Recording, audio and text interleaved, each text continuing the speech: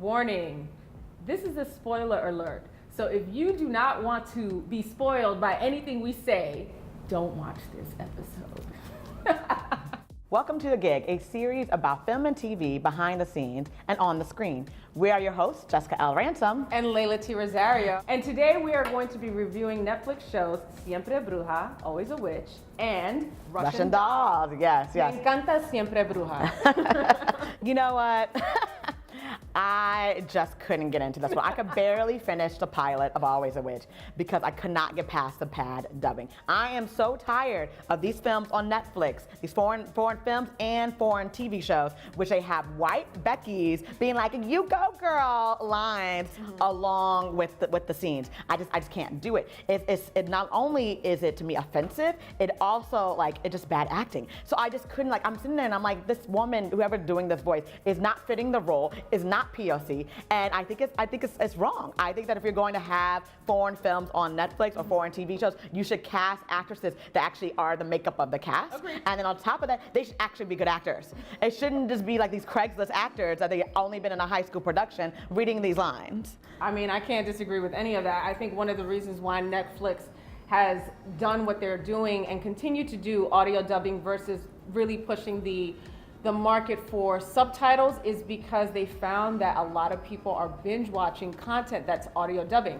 They've strategically thought this through internally, like, hey, let's get a group of people, let's do a study, and let's see what's most effective. And that's what's been effective for them, which is why they continue to do it, because it means more sales and it means more streaming and it means more binging. Do I necessarily think it's the most effective? No, I also think more options of how you want to watch the show should continue to play through. But also too, in terms of audio dubbing and casting, yes, there has to be proper casting in front of the lens as well as behind the lens. I do think in certain markets, minus the American one, like if you look at the Latinx market and you look at channels on the Spanish-speaking channels, you'll see that there will be casting for that region and that there will be casting for certain television shows. Not always do they nail it, but it's more prominent than you will for the American market. That's all they need to do. Yeah. They need to step up in terms of diversifying the dubbing actors and hiring good actors. I think these are basic things that just need to happen.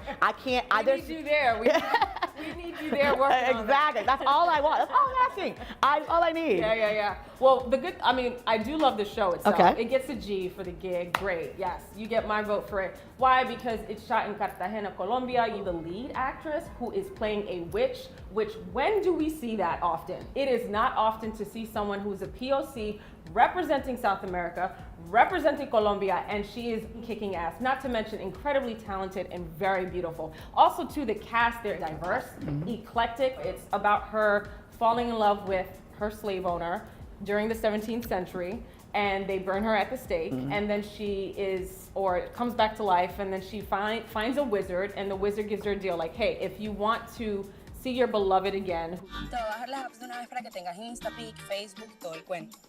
¿Qué son apps? I'm gonna send you into the future, and then we are gonna go and put you on a mission, but you can't use any of your magic, and you have to do this, and then you'll be reunited with your beloved. Okay.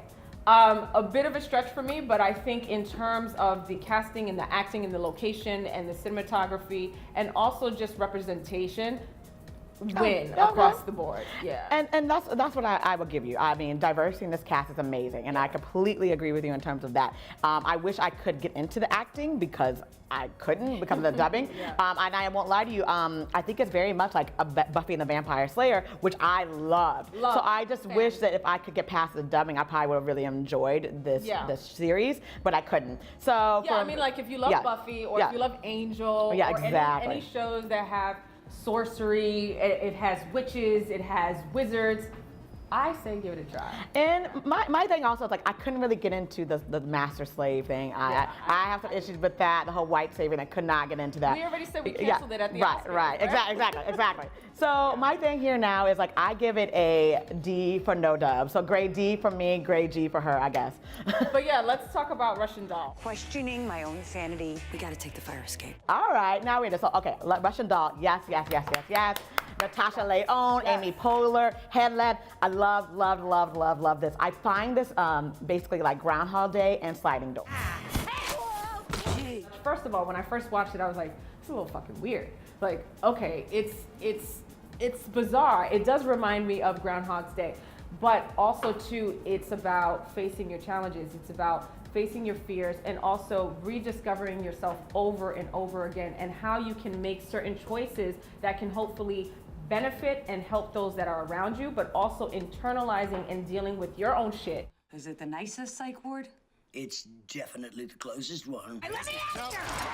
Which is why I think in the show, both of them, she and Alan, they got the opportunity over and over again to really come back and say, how can you make this better? How can you improve? Look at the choices that you are making in life. So I think that's a bit of a metaphor too, how the writers and also the directing of the show, how they've been able to orchestrate a symphony of joy and pain. And life is life. Life is cyclical. We all bump into each other. Anything that we do has an action and an impact, and how you choose to live is going to impact someone else. And for that, you get a G from me. I would say, number one, I thought it was slow in the beginning. I say the first 3 episodes, I wasn't really feeling it. Until she met up with Nadia, the lead character, she met up with Alan, I loved it. I loved their dynamic. I thought the pace of the show just went like crazy. Didn't you get the news? We're about to die. It doesn't matter, I die all the time. I felt like I love how dark and twisted these characters were, and how Alan's character, you know, he's like really sterile and he's like really straight-laced, and like she's so like party girl, crazy, out there, but they're both dealing with the same issue of not owning their truth, not being able to face the reality and the facts of their life. They're both running from something, but they're handling it in totally different ways, but they need each other to make things work.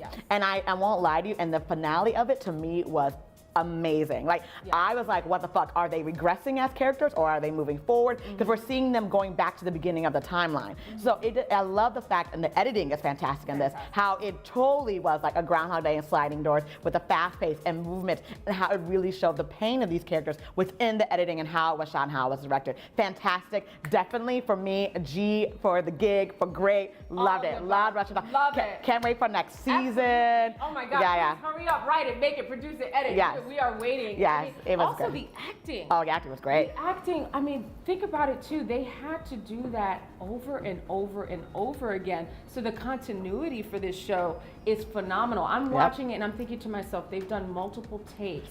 And for each take, there's something that's just a little bit different, but there's also something that's still the same that carries through a different scene. That is not easy. They had not that prop stylist on there and that continuity. They had their work cut out. So I would say, like, I mad props to that team right there, because seriously, like, they had to keep the same, you know, and they had to be placed the exact same way. So like, the continuity on that show, phenomenal. I think we agree on this one. Oh, of course, I think so too. All right. All right. Well, thank you for watching. Yeah. This is our review for Siempre Bruja and Russian Doll.